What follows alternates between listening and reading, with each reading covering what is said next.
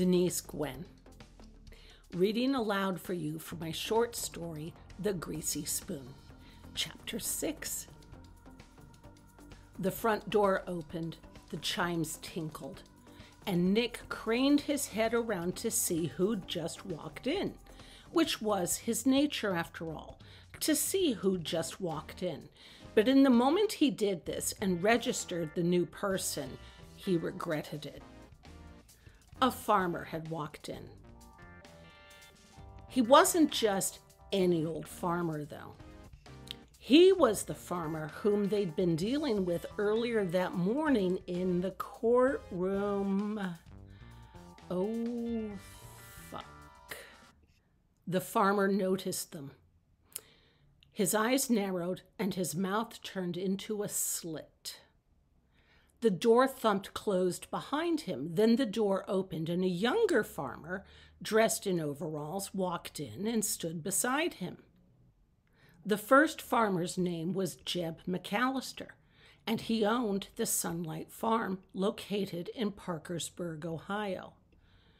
And the second man behind Jeb looked like a younger version of Jeb and was probably, I'm taking an educated guess here, don't hold me to it if I'm wrong though, Jeb's son. Then a third man walked in, followed by a fourth, dear Christ. And they were all farmers, and they'd all been in the courtroom earlier that day, watching the hearing. Jeb nudged his son. The boy's eyes alighted on Nick, and he scowled. Of all the fucking luck, the young man muttered. What's going on? The third man said. The third and fourth men were more fortunate than Jeb and his son. Their farms weren't involved in the litigation. Not yet, at any rate.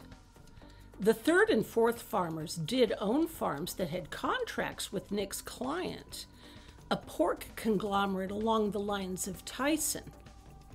But unlike Tyson, which sold chicken, Nick's clients sold pork products to consumers. The company name was Happy Hog Farms, and the trademark logo was that of a smiling, cute little hog.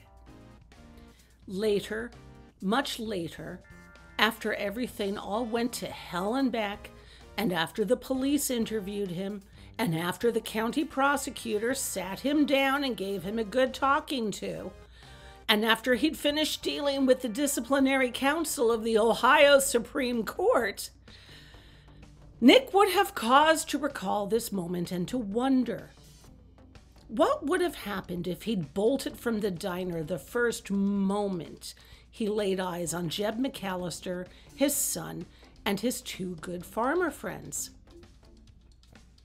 Would things have ended up the way they did? Or would it have been the same result no matter what he did? He had no way of knowing, but in that moment, as he gazed at the hulking foursome, his first instinct was to run. Oh man, we are so